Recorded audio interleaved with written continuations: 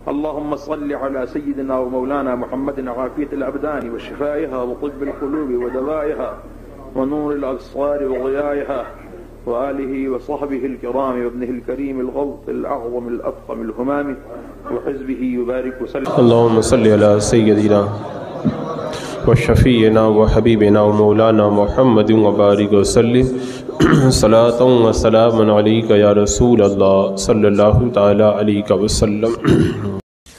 آج ذی قعدہ کی 2 تاریخ ہے اور آج کا دن اس عظیم ہستی کی طرف منسوب ہے جن کا احسان پوری دنیائے سنیت بالخصوص ہند و پاک اور بر صغیر کے مسلمانوں پر بہت بڑا احسان ہے. ان کی دیگر کتابوں سے تو استفادے کا موقع ملتا ہی ہے، خاص طور سے ان کی کتاب بہار شریعت سے جہاں علماء مستفید ہوتے ہیں وہیں پر عوام کا بھی ایک بڑا طبقہ استفادہ کرتا ہے. تو جب ان کی کتابوں سے ہم برابر استفادہ کر رہے ہیں تو ایسے موقع پر اپنے اس عظیم محسن کی بارگاہ میں اپنی عقیدتوں کا خراج پیش نہ کرنا یہ بہت بڑی احسان فراموشی ہوگی. یعنی صدر الشریعہ بدر الطریقہ حضرت علامہ الحاج مفتی محمد امجد علی رحمۃ اللہ تعالی علیہ جن کی بہار شریعت ایک ایسی مایہ ناز تصنیف ہے کہ آج ان کی ذات کو لوگ ان کی اس مقدس کتاب بہار شریعت ہی کے نام سے پہچانتے ہیں. حضور صدر الشریعہ رحمۃ اللہ تعالی علیہ نے 27 سال تک بڑی محنت کے بعد اس عظیم کتاب کو دنیائے سنیت کے سامنے پیش کیا اور خود فرماتے ہیں کہ اگر اورنگزیب عالمگیر میری اس کتاب کو دیکھ لیتے تو مجھے سونے کے اندر تول دیتے. اور یہ ان کا اتنا بڑا احسان ہے. یہ برابر 27 سال تک انہوں نے نہیں لکھا بلکہ چھٹیوں میں یا جب موقع میسر آتا تھا تو آپ اس کی تصنیف کا کام کیا کرتے تھے. آپ حضور محدث صورتی رحمۃ اللہ تعالی علیہ کی بارگاہ میں تھے. اعلیٰ حضرت سرکار رضی اللہ تعالیٰ عنہ کو بریلی شریف منظر اسلام کے اندر ایک اچھے لائق و فائق مدرس کی ضرورت محسوس ہوئی. آپ نے حضور محدث صورتی رحمۃ اللہ تعالی علیہ سے ایک اچھا مدرس دینے کے لیے کہا تو آپ نے اپنے شاگرد حضور صدر الشریعہ رحمۃ اللہ تعالی علیہ کو بریلی شریف کے اندر بھیجا. آپ 18 سال تک اعلیٰ حضرت سرکار کی خدمت کے اندر رہے. 18 سال تک اعلیٰ حضرت سرکار کی خدمت میں رہ کر کے آپ نے استفادہ بھی کیا اور دین متین کی خدمت کا کام بھی انجام دیا اور متبع اہل سنت اس پریس کے اندر بھی آپ نے خدمات انجام دی اور جماعت رضائے مصطفیٰ کے کام کو بھی آپ بڑی شریف کے اندر رہ کر کے انجام دیتے رہے. اور حضور صدر الشریعہ علیہ رحمہ کی عظمتوں کا اندازہ جہاں آپ کے اساتذہ سے لگایا جاتا ہے وہیں پر آپ کے بڑے بڑے ایسے شاگرد ہوئے کہ آج بھی دنیا ان کے شاگردوں سے استفادہ کرتی ہوئی نظر آتی ہے. حضور حافظ ملت رحمۃ اللہ تعالی علیہ آپ کے شاگرد ہے.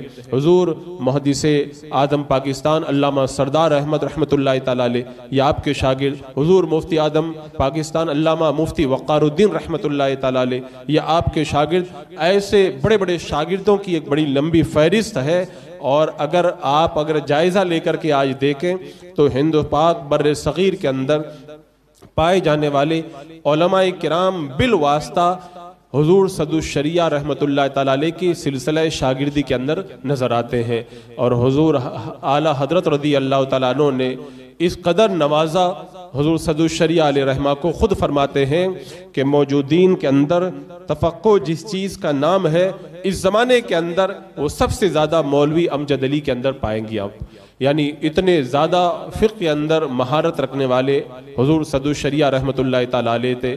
آپ ہر میدان کے اندر علم و فن کے ہر میدان کے اندر اپنی نظیر آپ ہی تھے اور اللہ تبارک و تعالیٰ نے آپ کو بے شمار فضائل و کمالات کا مالک بنایا تھا.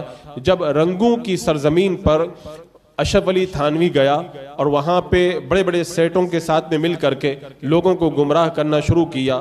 رنگوں کے لوگوں نے حضور اعلیٰ حضرت سرکار کی بارگاہ میں خط لکھا کہ اشرف علی تھانوی یہاں پر گمراہیت پھیلا رہا ہے، آپ اس کے لیے کوئی انتظام فرمائیں۔ تو اعلیٰ حضرت سرکار رضی اللہ تعالیٰ عنہ نے جواب کے اندر لکھا کہ میں تمہارے پاس میں مولوی امجد علی یعنی حضور صدر الشریعہ رحمۃ اللہ تعالیٰ علیہ کو بھیج رہا ہوں۔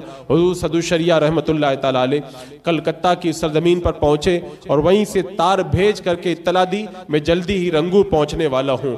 آپ اندازہ لگائیں علم کے کتنے بڑے پہاڑ تھے۔ رنگوں کی سرزمین پر جب اشرف علی تھانوی کو یہ پتا چلا کہ اعلیٰ حضرت کے فیض یافتہ صدر الشریعہ یہاں پہ مجھ سے مقابلے کے لیے آ رہے ہیں تو وہ رنگوں سے فرار ہو گیا اور فرار ہو کر کے کلکتہ پہنچ گیا۔ جب حضور صدر الشریعہ رنگوں کی سرزمین پہ پہنچے تو پتا چلا کہ وہ تو پہلے ہی بھاگ کر کے کلکتہ جا چکا ہے۔ آپ نے کہا میں کلکتہ جاتا ہوں، وہیں سے اس سے جا کر کے بحث کروں گا۔ جب آپ رنگون کی سرزمین سے پہنچے کلکتہ میں، اس کو پتا چلا تو تھانہ بھون فرار ہو گیا۔ تو علم مناظرہ کے اندر بھی اللہ تبارک و تعالیٰ نے آپ کو ایسا کمال عطا فرمایا تھا کہ اگر مناظرے کے لیے اشرف علی تھانوی جیسے بدبخت سے مناظرے کے لیے بھی اگر ضرورت پڑی تو اعلیٰ حضرت سرکار نے حضور صدر الشریعہ کو رنگوں کی سرزمین پر بھیجا تھا۔ اسی طرح امرتسر کی سرزمین پر جب غیر مقلدین کا مناظرہ دیوبندیوں کے ساتھ میں مل کر کے آریہ سماج ہندوؤں سے ہوا تو وہ اپنی چرب زبانی کی وجہ سے غالب آ گئے اور غیر مقلدین اور وہابیوں کو شکست ہوئی۔ اب انہی کا ایک مناظر بریلی کے اندر رام چندر آیا اور لوگوں کو گمراہ کرنے لگا کہ 15 پاروں کا حافظ ہوں اور اسلام کے خلاف بکواس کرنے لگا۔ تو حضور صدر الشریعہ رحمۃ اللہ تعالیٰ علیہ، حضور صدر الافاضل رحمۃ اللہ تعالیٰ علیہ، یہ دونوں حضرات اس کے جلسے میں پہنچے اور وہیں پر پہنچ کر کے اسے ایسا لاجواب کیا کہ بریلی سے بھاگنے کے اس کو مجبور ہو جانا پڑا۔ علم مناظرہ کے اندر بھی اللہ تبارک و تعالیٰ نے آپ کو ایسا کمال عطا فرمایا اور تقوی و پرہیزگاری تو وہ بے مثال تھی۔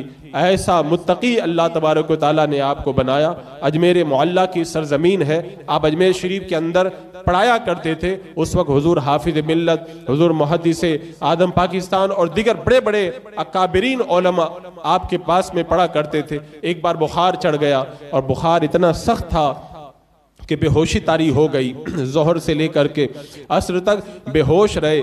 جب ہوش آیا تو آپ نے پوچھا کہ کیا وقت ہوا ہے؟ حضور حافظ ملت رحمت اللہ تعالیٰ علیہ نے بتایا کہ حضور اتنے بچ چکے ہیں، یعنی ظہر کا وقت ختم ہو گیا۔ حضور صدر الشریعہ علیہ رحمہ کی آنکھوں کے اندر آنسو آ گئے۔ حضور حافظ ملت نے پوچھا کہ حضور کیا آپ کو درد ہے؟ کہاں پہ آپ کو درد ہے؟ حضور صدر الشریعہ نے فرمایا مجھے درد کہیں پر نہیں ہے، میرے رونے کی وجہ یہ ہے کہ میرے ظہر کی نماز قضا ہو گئی۔ حضور حافظ ملت نے عرض کیا حضور آپ بے ہوش تھے اور بے ہوشی کی حالت کے اندر اگر نماز چھوٹ جائے تو شریعت کے اندر اس کا مواخذہ نہیں ہوا کرتا ہے۔ تو حضور صدر الشریعہ نے کتنا پیارا جواب دیا، فرمایا مواخذہ تو نہیں ہوتا ہے لیکن ایک وقت مقررہ پر اللہ کی بارگاہ کے اندر رب کے دربار میں حاضری سے تو میں محروم رہ گیا۔ ہر نماز کا جو وقت ہوتا ہے وہ رب کے دربار میں حاضری کا وقت ہوتا ہے، اور اس وقت کے اندر ہر بندے کو اللہ کے دربار میں حاضر ہونا ضروری اور لازم ہوتا ہے۔ تو آپ نے فرمایا مجھ سے مواخذہ تو نہیں ہے لیکن جو رب کے دربار کی جو ایک حاضری تھی وہ تو مجھ سے چھوٹ گئی ہے۔ وہ جو کہا گیا نا کہ اللہ کے جو نیک بندے ہوتے ہیں وہ نہ تو جہنم کے ڈر سے عبادت کرتے ہیں اور نہ جنت کے شوق میں عبادت کرتے ہیں، وہ اللہ کی عبادت صرف اللہ کو راضی کرنے کے لیے کیا کرتے ہیں۔ حضور صدر الشریعہ رحمت اللہ تعالیٰ علیہ انہی محبوبین بارگاہ میں سے تھے، اور آپ کا عالم یہ تھا کہ جب آخری عمر کے اندر بینائی کمزور ہو گئی، اس زمانے کے اندر بھی مسجد کے اندر حاضر ہو کر کے جماعت کے ساتھ میں نماز پڑھا کرتے۔ ایک دن فجر کی نماز کے لیے تشریف لے جا رہے ہیں اور نظر نہ آنے کی وجہ سے سامنے کنواں تھا، کنویں کی منڈیر پر چڑھ گئے، قریب تھا کہ کنویں میں گر جاتے۔ ایک عورت پیچھے سے آواز لگاتی ہے کہ مولانا صاحب آپ دیکھیے آگے کنواں ہے، کنویں میں گر جائیں گے۔ آپ پیچھے ہٹے اور مسجد میں جا کر کے نماز ادا کی۔ اب بتاؤ ایسے عالم کے اندر جب جان کا بھی خطرہ ہے، آپ چاہتے تو گھر پہ نماز پڑھ سکتے تھے، لیکن اس کے باوجود بھی آپ نے آخر وقت تک جماعت کے ساتھ میں نماز پڑھنا ترک نہیں کیا۔ آپ جب اجمیر معلیٰ کے اندر پڑھایا کرتے تھے، آپ کی روحانیت کی بات آئی ہے تو میں یہ عرض کروں کہ جب آپ اجمیر میں پڑھایا کرتے تھے تھے، حضور حافظ ملت اور دیگر اکابرین پڑھا کرتے تھے۔ ایک آپ کے شاگرد تھے مولانا صدیق اللہ بنارسی، وہ حضور خواجہ غریب نواز رضی اللہ تعالیٰ عنہ کے چلے پہ گئے اور وہیں پر جا کر کے انہوں نے عبادت شروع کر دی۔ کئی دن ہو گیا، پڑھنے کے لیے نہیں آئے۔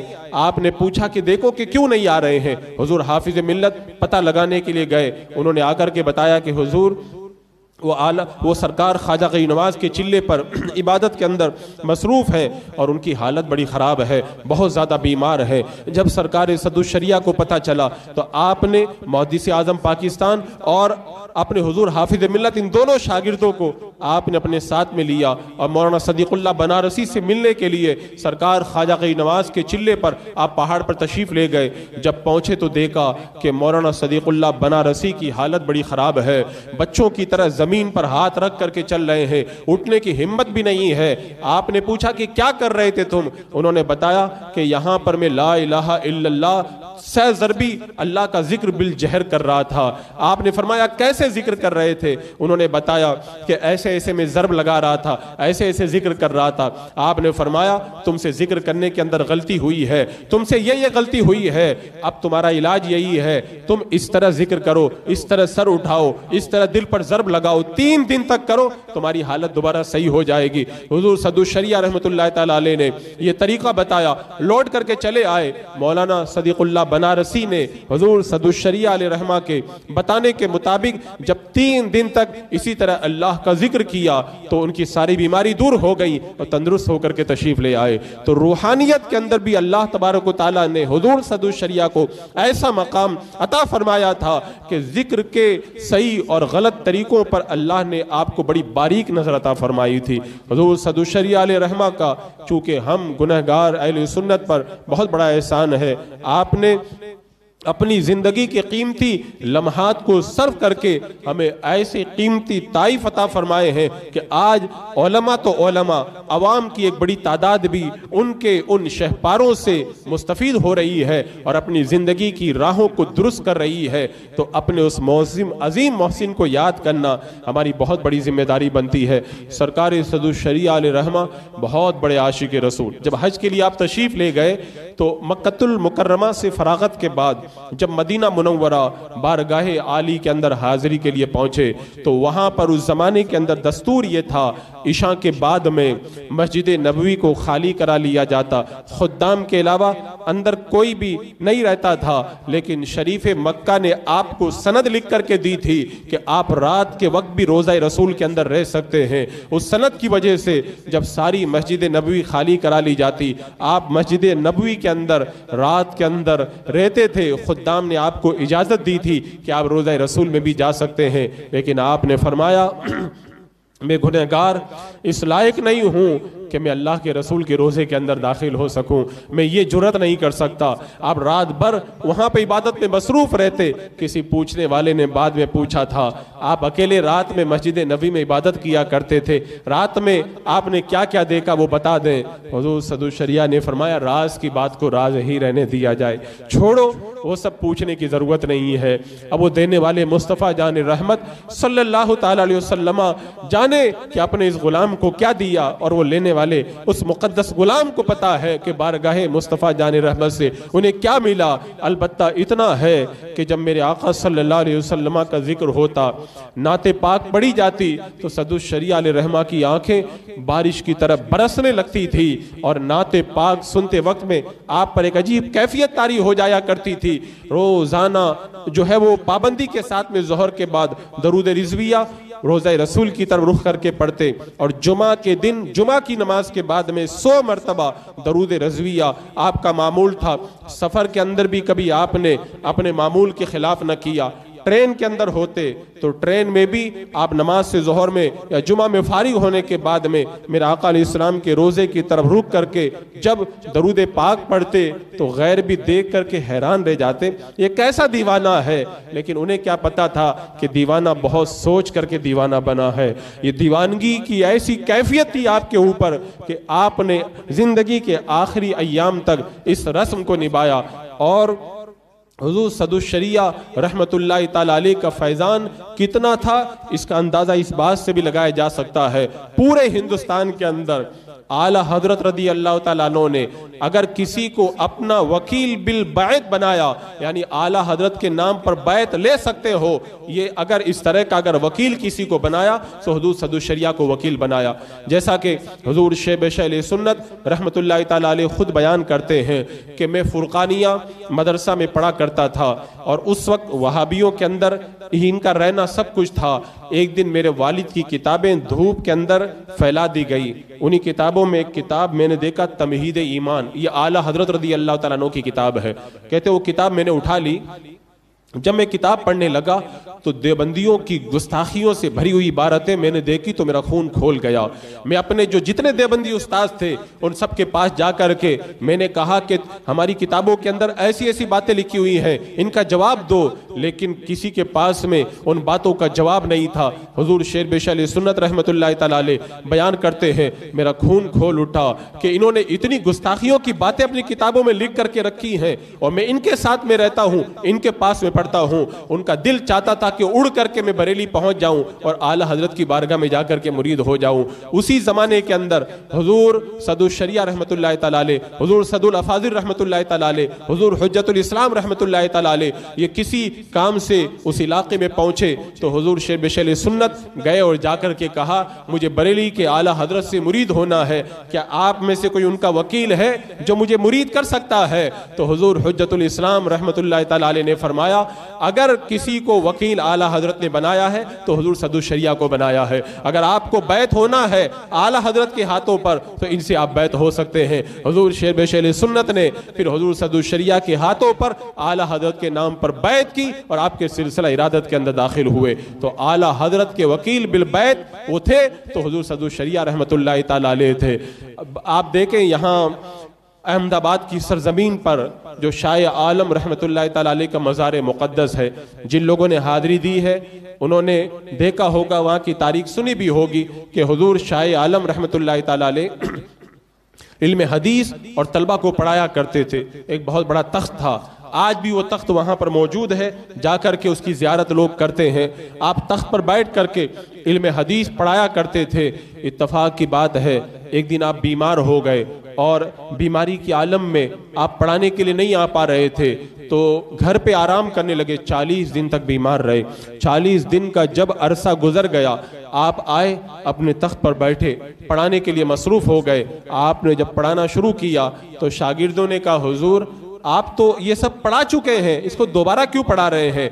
हुजूर शाह आलम रहमतुल्लाह ताला अलैह हैरत में पड़ गए, मैं 40 दिन के बाद आया हूँ, ये 40 दिन का सबक तो मैंने पढ़ाया ही नहीं और तलबा कह रहे हैं कि आप पढ़ा चुके हैं। हुजूर शाह आलम रहमतुल्लाह ताला अलैह ने फौरन मुराकबा किया, देखा तो पता चला मेरे आका हुजूर अकरम सैयद आलम सल्लल्लाहु ताला अलैहि वसल्लम फरमा रहे हैं कि 40 दिनों तक तुम पढ़ाने के लिए नहीं आए तो तुम्हारे दिल के अंदर ये तकलीफ थी कि बच्चों का नुकसान हो रहा है, तो तुम्हारी जगह 40 दिन तक मैं तलबा को पढ़ाया करता था। हुजूर शाह आलम रहमतुल्लाह ताला अलैह ने जब ये मुराकबे के अंदर देख लिया तो आप अदब की वजह से तख्त से उतर करके नीचे चले आए और तख्त को उठा करके जहां पे आप पढ़ाया करते थे वहीं पर ऊपर लगा दिया और उसी तख्त के नीचे दूसरा तख्त लगा करके पढ़ाने के अंदर मसरूफ हो गए। जब आपका विसाल हुआ तो उस तख्त को भी लोगों ने ऊपर वाले तख्त के साथ में लगा दिया।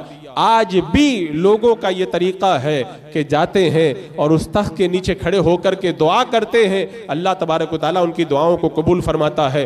हुजूर सदुल शरिया रहमतुल्लाह ताला अलैह जब अहमदाबाद तशरीफ ले गए, हुजूर शाह आलम रहमतुल्लाह ताला अलैह के मज़ार पर आपने हाज़री दी और हाज़री देने के बाद में जब हुजूर सदुल शरिया उसी तख्त के नीचे आकर के खड़े हुए, दुआ करने लगे, काफ़ी देर तक दुआ करते रहे। जब दुआ से फारिग हो गए, एक साइल ने सवाल किया था कि हुजूर इस तख्त के नीचे सुनाए दुआएं कबूल होती हैं, आपने इस तख्त के नीचे कौन सी दुआ अल्लाह की बारगाह में मांगी है? हुजूर सदुल शरिया रहमतुल्लाह ताला अलैह ने जवाब के अंदर इरशाद फरमाया, मैंने अल्लाह की बारगाह में ये दुआ मांगी है कि अल्लाह तबारक व तआला मुझे हर साल हज करने की तौफीक अता फरमाए। अब साइल समझ नहीं पाया कि वो दुआ कैसे कबूल हुई। ये तो बाद में आने वाले ज़माने में पता चला कि अल्लाह तबारक व तआला ने हुजूर सदुल शरिया रहमतुल्लाह ताला अलैह की इस दुआ को कबूल फरमाया اور قیامت تک حضور صدو الشریعہ حج ادا کرتے رہیں گے۔ جیسا کہ حدیث پاک کے اندر موجود ہے کہ جو بندہ حج کے لیے نکلتا ہے اور اسی حالت میں اگر اس کا انتقال ہو جائے، قیامت تک اللہ تبارک و تعالیٰ اسے حج کا ثواب عطا فرماتا ہے۔ جب حضور سرکار مفتی اعظم ہند رحمۃ اللہ تعالیٰ علیہ 1367 کے اندر حج کے لیے تشریف لے جانے لگے، اب حضور صدو الشریعہ کے جو ہے وہ دل کی کیفیت تو وہ بدل گئی جب سنا کہ میرے سرکار مفتی اعظم ہند علیہ رحمہ حج کے لیے جا رہے ہیں، تو آپ نے بھی فوراً ارادہ کر لیا کہ میں بھی حج کے لیے جاؤں، اور اطلاع دے دی بریلی شریف کے اندر کہ سرکار میں بھی آپ کے ساتھ میں چلوں گا اور میں بھی حج کی سعادت حاصل کروں گا۔ سرکار مفتی اعظم ہند رحمۃ اللہ تعالیٰ علیہ نے تیاریاں شروع کر دی، گھوسی سے آپ روانہ ہونے لگے۔ حضور حافظ ملت، دیگر یہاں کے طلبہ، اساتذہ اور عشاقوں کا ایک ہجوم تھا جو حضور صدو الشریعہ رحمۃ اللہ تعالیٰ علیہ کو ودا کرنے کے لیے آیا تھا۔ اس وقت حضور صدو الشریعہ علیہ رحمہ کی زبان کے اوپر یہ شعر جاری تھا، مدینہ جاؤں پھر آؤں، مدینہ پھر جاؤں، اسی میں عمر الہی تمام ہو جائے۔ حضور صدو الشریعہ علیہ رحمہ یہی شعر پڑھتے رہے، مدینہ جاؤں پھر مدینہ جاؤں پھر آؤں، مدینہ پھر جاؤں، اسی میں عمر الہی تمام ہو جائے۔ اور مدینہ منورہ کی تیاریاں شروع ہو گئی۔ اب سرکار صدو الشریعہ علیہ رحمہ جب گھوسی سے نکلنے لگے اور پھر راستے کے اندر جو بھی اسٹیشن آتا، جہاں پر بھی گاڑی رکتی، لوگوں کو پتہ چل گیا تھا کہ آپ حج کے لیے تشریف لے جا رہے ہیں۔ ہر اسٹیشن پر دیوانوں کا ہجوم ہوتا، لوگ استقبال کے لیے کھڑے رہتے، لیکن حضور صدو الشریعہ علیہ رحمہ پر عشق رسول کے اندر ایک عجیب کیفیت طاری تھی۔ جب ٹرین آنے کے اندر ٹائم باقی تھا، آپ پلیٹ فارم کے اندر ایک کونے کے اندر تشریف فرما تھے، آپ نے ایک نعت خواں سے کہا کہ مولانا جامی کا وہ کلام پڑھ کر کے سناؤ جس میں مدینے کی یاد کا تذکرہ ہے، یعنی محبت رسول نے مجھے بیمار کر دیا اور محبت رسول میں مجھے موت آ گئی۔ اب جب وہ اشعار پڑھے جانے لگے، حضور صدو الشریعہ علیہ رحمہ پر ایک عجیب دیوانگی طاری ہو گئی، آنکھیں برسنے لگی۔ حافظ ملت رحمۃ اللہ تعالیٰ علیہ نے دیکھا کہ حالت بڑی عجیب ہو رہی ہے، نعت خواں کو روک دیا گیا۔ اب سرکار صدو الشریعہ علیہ رحمہ کا کارواں آگے بڑھا، اور پورے سفر کے اندر ایک عجیب کیفیت تھی، جو آپ کے قریبی رشتہ دار آتے ہیں وہ بھی ملاقات کے لیے آتے، ان کی طرف بھی کوئی توجہ نہیں ہے۔ آپ کا سب سے چھوٹا بیٹا جس سے آپ بڑا پیار کرتے تھے، اس کو آپ کی بارگاہ میں لایا گیا، لیکن آپ نے نگاہ اٹھا کر کے نہ دیکھا۔ جو مدینے والے کے تصور میں کھو جاتے ہیں، پھر دنیا سے ان کی نگاہیں پھر جایا کرتی ہے۔ جب اصرار کیا گیا، آپ نے ایک بار آنکھیں کھولی اور اپنے بیٹے کی طرف نظر کی، لیکن وہ ایک الگ ہی عالم کے اندر تھے، مدینے کے تصور میں گم تھے۔ بریلی شریف پہنچے اور راستے ہی کے اندر آپ کو بخار بڑا تیز تھا۔ حضور شارع بخاری علیہ رحمہ نے کہا کہ حضور آپ کو اتنا بخار ہے، کیا اسی بخار کے عالم کے اندر آپ حج کے لیے تشریف لے جائیں گے؟ کہا ہاں میں جاؤں گا حج کے لیے۔ اب جب سرکار مفتی اعظم ہند کے ساتھ میں بریلی شریف سے بمبئی کے لیے روانہ ہوئے، بمبئی پہنچتے پہنچتے نمونیا بڑھ گیا اور طبیعت بہت زیادہ علیل ہو گئی، اور اتنی علیل ہوئی کہ سرکار مفتی اعظم ہند رحمۃ اللہ تعالیٰ علیہ روزانہ عیادت کے لیے آنے لگے، یہاں تک کہ وہ دن بھی آ گیا کہ آئندہ دوسرے دن جہاز کی تاریخ تھی۔ سرکار مفتی اعظم ہند رحمۃ اللہ تعالیٰ علیہ ملاقات کے لیے آئے، اور آنے کے بعد میں کہا کہ میں تو کل کا جہاز ہے، کل میں حرمین کے سفر کے لیے نکل جاؤں گا۔ سرکار صدو الشریعہ رحمت اللہ تعالیٰ علیہ نے فرمایا کہ آپ تشریف لے جائیے، میں بھی پیچھے پیچھے آتا ہوں۔ اب جب آپ نے یہ جملہ کہا، سرکار مفتی اعظم ہند رحمت اللہ تعالیٰ علیہ ضبط کے باوجود بھی اپنے آپ کو روک نہ سکے اور آنکھوں سے آنسوؤں کی بارش شروع ہو گئی۔ سرکار مفتی اعظم ہند تو ادھر حج کے لیے روانہ ہوئے، اور ادھر آپ کشتی کے ذریعے روانہ ہوئے، اور ادھر عاشق کی شان دیکھو، ان کی روح بھی اب مدینے کی طرف چلی ہے۔ آخری وہ جب دن آیا، سرکار صدو الشریعہ علیہ رحمہ کی طبیعت بہت زیادہ علیل ہوئی، ڈاکٹروں نے بھی جواب دے دیا، اور پھر عالم اور کیفیت یہ ہو گئی، دیوانے آ کر کے ملاقات کرنے لگے۔ آپ کی اہلیہ محترمہ نے جب رونا شروع کیا، سرکار صدو الشریعہ علیہ رحمہ نے فرمایا تم فکر مت کرو، میں گھوسی تمہارے ساتھ میں چلوں گا۔ آپ کی نگاہیں دیکھ رہی تھی، اور پھر وہ وقت آیا کہ کہتے ہیں کہ عشاق اس شان سے جاتے ہیں کہ پھر ان کے جانے کا نظارہ ہی کچھ اور ہوا کرتا ہے۔ مدینے کا مسافر ہند سے پہنچا مدینے میں، قدم رکھنے کی نوبت بھی نہ آئی سفینے میں، سفینے سے کشتی سے جانے والے کشتی سے روانہ ہوئے اور عاشق سفینے کے اندر قدم بھی نہ رکھ پایا اور اس کی روح سرکار مفتی اعظم ہند کے مدینہ منورہ پہنچنے سے ایک ہفتہ پہلے ہی سرکار کے روزے پر پہنچ گئی۔ ہند کا مسافر پہنچا ہند سے مدینے میں اور قدم رکھنے کی نوبت بھی نہ آئی سفینے میں۔ سرکار صدر الشریعہ علیہ الرحمہ نے آج ہی کے دن ذی القعدہ کی 2 تاریخ کو آپ نے اس عالم فانی سے کوچ کیا اور پھر وہ ایک عجب سما طاری ہو گیا۔ لوگ دیوانوں کی طرح آ کر کے آپ کا دیدار کرنے لگے اور پھر گھوسی کی سرزمین پر آپ کا جنازہ اس وقت لے جایا گیا کہ ادھر آفتاب غروب ہو رہا تھا، تو لوگ اس آفتاب علم کو قبر کے اندر رکھ کر کے وہاں سے رخصت ہو رہے تھے۔ عزیزان مکرم، سرکار شاہ عالم کے اس تخت کے نیچے جہاں پہ میرے آقا علیہ السلام نے درس دیا تھا، حضور صدر الشریعہ علیہ الرحمہ نے جو دعا کی تھی کہ اللہ مجھے ہر سال حج کی دولت عطا فرما، بعد میں پتا چلا کہ اللہ تبارک و تعالیٰ نے یہ دعا کیسے قبول فرمائی۔ میرے آقا نے فرمایا جو حج کے سفر پہ نکل جائے، انتقال کر جائے، ہر سال اللہ اسے حج کا ثواب عطا فرماتا ہے۔ قیامت تک اب میرے سرکار صدر الشریعہ علیہ الرحمہ حج کی سعادت پاتے رہیں گے۔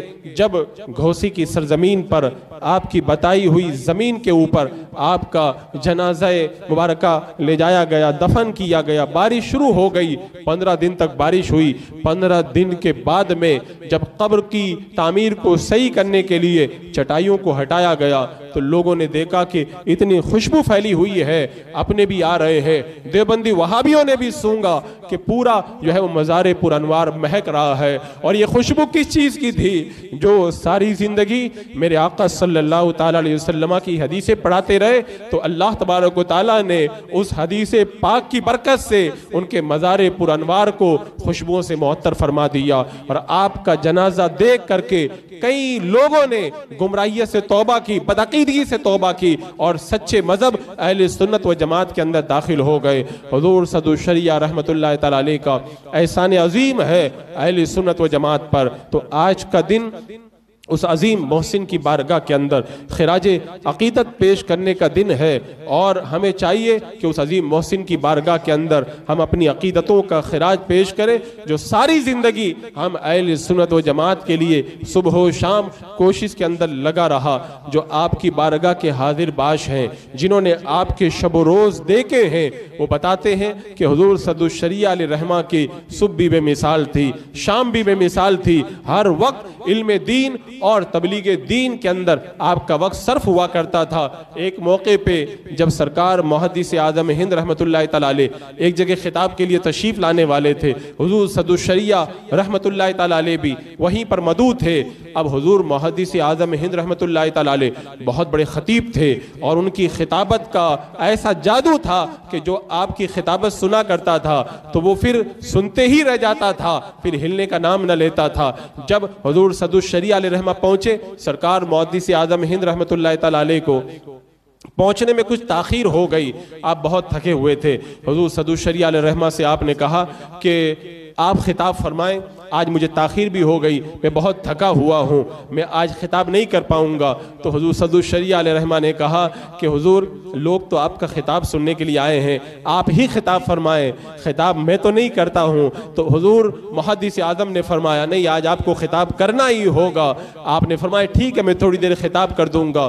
حضور صدر الشریعہ علیہ رحمہ خطاب کے لیے، تقریر کرنے کے لیے ممبر پر تشریف لے گئے۔ سرکار محدث اعظم ہند رحمت اللہ تعالیٰ علیہ اتنے تھکے ہوئے تھے، اور تھکن کے باوجود جب آپ نے دیکھا کہ صدر الشریعہ علیہ رحمہ کا خطاب ہوگا تو کہا کہ مجھے بھی آج جلسے کے اندر لے کر کے چلو، آج میں بھی ان کا خطاب سنوں گا۔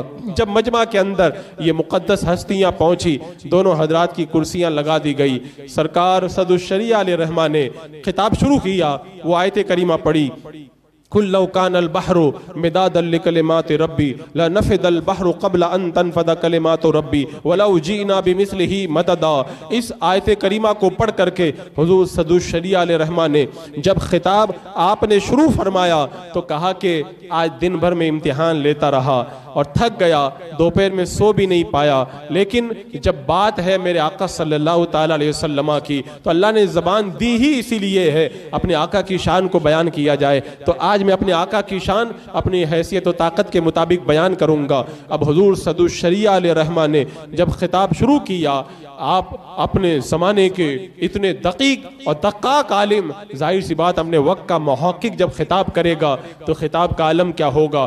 اس آیت کریمہ پر حضور صدو الشریعہ علیہ رحمہ نے 2 گھنٹے تک خطاب کیا, اور اس زمانے کے اندر یہ رواج نہیں تھا کہ بار بار نعرہ لگایا جائے یا بار بار داد دی جائے. مجمع بڑا خاموشی کے ساتھ میں سنا کرتا تھا. 2 مقدس ہستیاں موجود ہیں, حضور صدو الشریعہ خطاب کر رہے ہیں, حضور محدث اعظم ہند کی کرسی پاس میں لگی ہوئی ہے, سارا مجمع خاموش ہے, لیکن ان سناٹے کے اندر نقاط اور کمزوری کے باوجود بار بار لوگوں نے سنا کہ حضور صدو الشریعہ علیہ رحمہ کی تقریر کے درمیان حضور محدث اعظم ہند کی سبحان اللہ کی آوازیں رہ رہ کر کے بار بار آ رہی تھی. کیسا وہ عجیب سما تھا اور کیسی کیفیت طاری تھی. اب سرکار صدو الشریعہ کا جب خطاب ہوا, دوسرے دن جگہ جگہ اس خطاب کا تذکرہ تھا. اب جب دوسرا دن آیا, حضور محدث اعظم ہند رحمت اللہ تعالیٰ علیہ نے اسی آیت کریمہ کو پڑھا اور پھر اس آیت کریمہ پر آگے بڑھاتے ہوئے 2 گھنٹے کا اور مزید خطاب فرمایا. وہ زمانہ بھی کیا زمانہ تھا.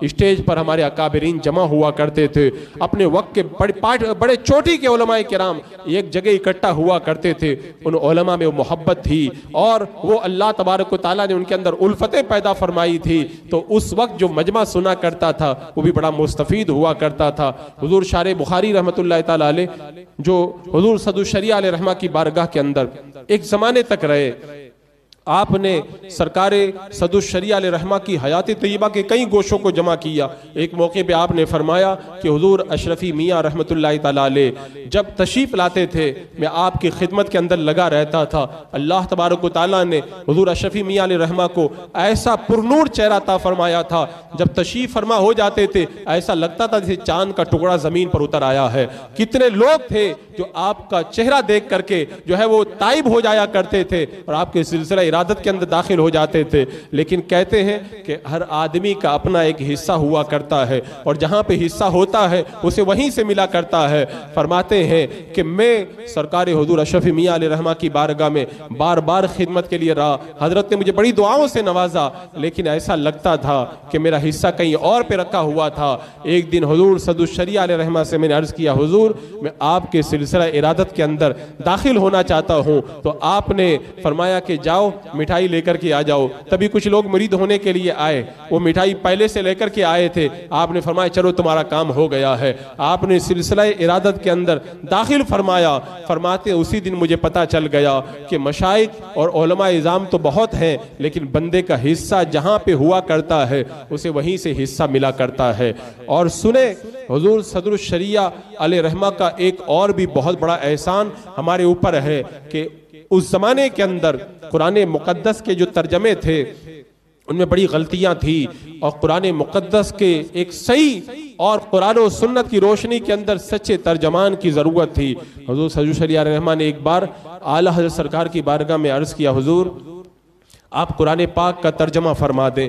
اب ظاہر سی بات ہے اعلیٰ حضرت کے پاس میں اتنا وقت نہیں تھا کہ الگ سے باضابطہ بیٹھ کر کے قرآن مقدس کا ترجمہ لکھیں. حضور صدر الشریعہ علیہ رحمہ نے اس امت پر اتنا احسان کیا کہ روزانہ جب اعلیٰ حضرت سرکار دوپہر کا کھانا کھانے کے بعد میں تھوڑی دیر کے لیے آرام کے لیے تشریف لے جاتے, اس وقت حضور صدر الشریعہ علیہ رحمہ کاغذ اور قلم لے کر کے پہنچ جاتے. اعلیٰ حضرت سرکار قرآن مقدس کی آیت کریمہ پڑھ کر کے ترجمہ لکھواتے, حضور صدر الشریعہ علیہ رحمہ اس کو لکھتے رہتے. اور آپ نے اپنے قیمتی اوقات کو اس طرح سے امت کے لیے وقف کر کے آج اتنا بڑا ایک بہت بڑا انعام ترجمہ قرآن یعنی کنز الایمان اس امت کو عطا فرمایا. اس ترجمہ کنز الایمان کو اس امت کے لیے ملنے کے اندر اگر قربانی ہے کسی کی تو حضور صدر الشریعہ علیہ رحمۃ اللہ علیہ کی قربانی ہے. تو یہ کنز الایمان بھی آپ کا بہت بڑا احسان ہے ہم گنہگاروں کے اوپر. تو عزیزان مکرم, تو آج کا دن جب اس مقدس ہستی کا دن ہے میں تو کہتا ہوں کہ حضور صدو شریعہ کے نام سے ہمیں روزانہ ہی فاتحہ کرنا چاہیے، اس لیے کہ ان کی کتاب بہار شریعت سے ہر عالم روزانہ استفادہ کرتا ہے۔ اگر وہ کتاب آج ہمارے درمیان موجود نہ ہوتی تو عربی کی جو بڑی کتابیں ہیں ان سے ڈائریکٹ مسئلہ نکال لینا اور پھر یہ پتہ لگانا کہ کس قول پہ فتویٰ ہے اور کس پر فتویٰ نہیں ہے، بہت مشکل کام تھا۔ حضور صدو شریعہ علیہ رحمہ نے ساری کتابوں کا مطالعہ کیا، پھر ان میں سے کس قول کے اوپر فتویٰ اس دور میں دیا جا سکتا ہے، ان تمام منقع اقوال کو نکال کر کے ایک کتابی شکل کے اندر بہار شریعت کے نام سے جمع کر دیا۔ یہ آپ کا اتنا بڑا احسان ہے، ہمیں تو ہر دن ان کی بارگاہ میں اپنی عقیدتوں کا خراج پیش کرنا چاہیے، لیکن آج کا دن خصوصیت کے ساتھ میں ہمیں اپنے عظیم محسن کی بارگاہ میں عقیدتوں کا نذرانہ پیش کرنے کے لیے ملا ہے۔ ان کی بارگاہ میں اپنی عقیدتوں کا خراج پیش کریں تاکہ ان کے علمی اور روحانی فیض و برکات سے اللہ تبارک و تعالی ہمیں مالا مال فرمائے۔ رب قدیر ان کی قبر نور پر رحمت و انوار کی بارش نازل فرمائے۔